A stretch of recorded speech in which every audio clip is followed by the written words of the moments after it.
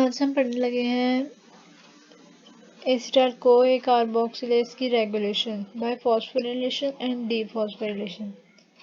Last में मैंने आपको बताया था कि हम जब इसकी ये एसिटाइल कोए ये दो इसको इनहिबिट कर देते हैं, मतलब इसकी जो डीफॉस्फोरिलेटेड फॉर्म होती है ना वो एक्टिव होती है और जो फॉस्फोरिलेटेड फॉर्म होती है वो इनएक्टिव होती है।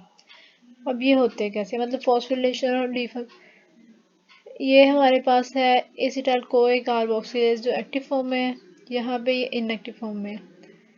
एक तरफ एक्टिव लगा लिख देना है, एक तरफ इनएक्टिव लगा लिख देना है, और उसको फॉस्फोरिलेशन और डीफॉस्फोरिलेशन हमें शो करनी है ना।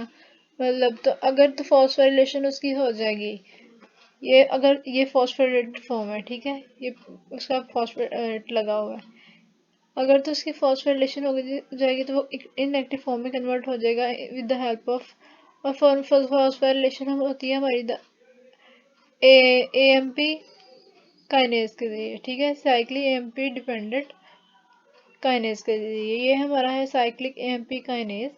इसकी वजह से ये इसकी फॉस्फोरिलेशन हो जाती है, अगर फॉस्फोरिलेशन हो जाएगी तो ये इनएक्टिव हो जाएगा।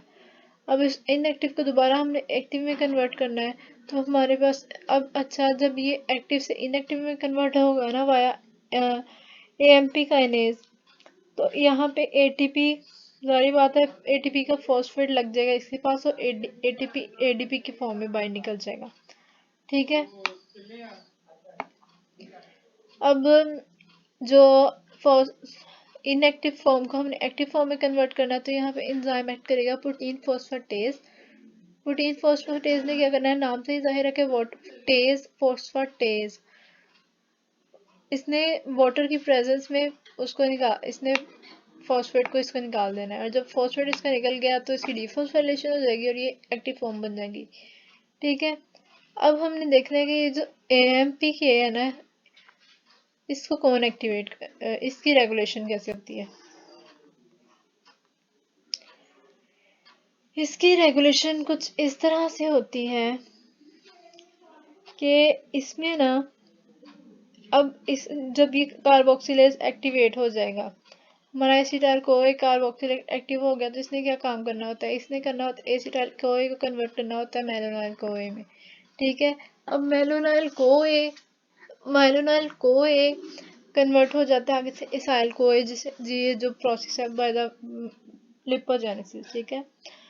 अब ये जो एसाइल कोए है ना, अब बहुत ज़्यादा अगर इसाइल को बन गया हमारे पास, तो इसने क्या करना है, इसने इनहिबिट कराना ना, तो ये हमारा जो काइनेज है ये भी तो इसको इनएक्टिव फॉर्म में कन्वर्ट कर देता है। तो इसलिए ये जो इसाइल काइनेज है ना हमारे, अब ये जो होता है ना एएमपी काइनेज, इसकी भी एक्टिव फॉर्म, सारी बात है एक्टिव और इनएक्टिव दोनों फॉर्म होंगी, ये एक्टिव फॉर्म है ये इनएक्टिव फॉर्म है। इसको भी एंजाइम रेगुलेट करता है, वो होता है एएमपी काइनेज दो मरतबा काइनेज, मतलब एएमपी काइनेज इसको रेगुलेट करता है। अब ये जो एसाइल कोए है ना, ये एएमपी के को क्या करता है, काइनेज को एक्टिवेट कर देता है। उसकी वजह से एएमपी इनएक्टिव फॉर्म से एक्टिव फॉर्म में कन्वर्ट हो जाता है। जब एक्टिव फॉर्म में कन्वर्ट हो जाता है तो एसिटाइल को की एक्टिव को इनएक्टिव फॉर्म में कन्वर्ट कर देता है, ठीक है। अल्टीमेटली एसिटाइल को ने क्या किया, एसिटाइल को कार्बोक्सिलेज की इनएक्टिवेशन करा दी है। मतलब ये फर्दर इसे फीडबैक इनहिबिशन भी कह सकते हैं, नेगेटिव फीडबैक इनहिबिशन, अच्छा, या नेगेटिव फीडबैक या फीडबैक इनहिबिशन। अब एक तो एसाइल कोए ने इसको रेगुलेट कर दिया, एक ये अब ये, अच्छा जब ये कन्वर्ट होता है ना एएमपी, जब भी होती है कन्वर्जन होती है किसी भी चीज़ की फॉस्फोरिलेशन, अब इसकी जो एएमपी की है ना, इसकी फॉस्फोरिलेटेड फॉर्म एक्टिव है, एक्टिव फॉर्म होती है, और इसकी डीफॉस्फोरिलेटेड फॉर्म एक्टिव होती है, ठीक है।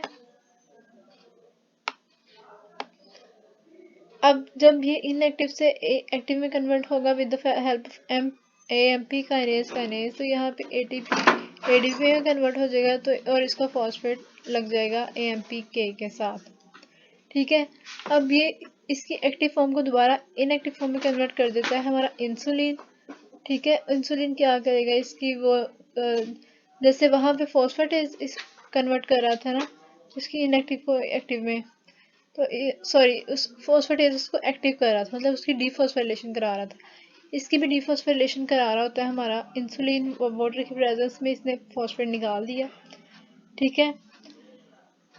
अब ये तो होगी 3 रेगुलेशन, एक इसकी एक्टिव फॉर्म, 2 इसकी इंसुलिन ने इसको इनएक्टिव कर दिया, और ये जो हमारे AMPK है इसने इसको कर दिया एक्टिव। ठीक है।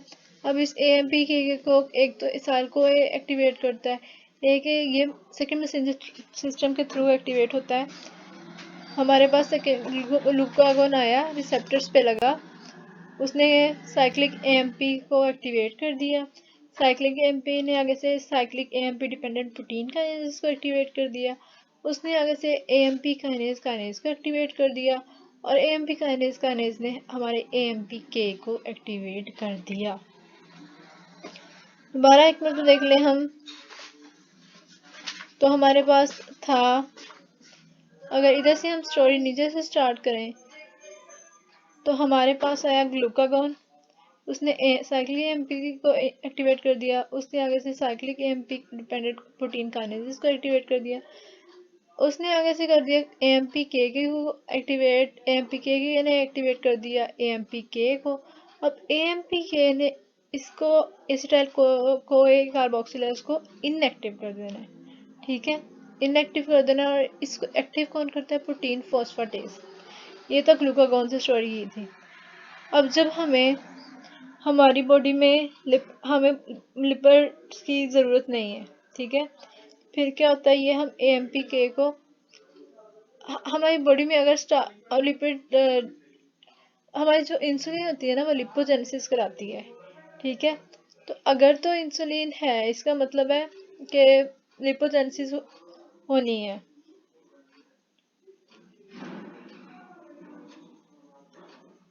एक तो ग्लूकागोन ने करवा दिया इसकी रेगुलेशन, एक इस एसाइल को है।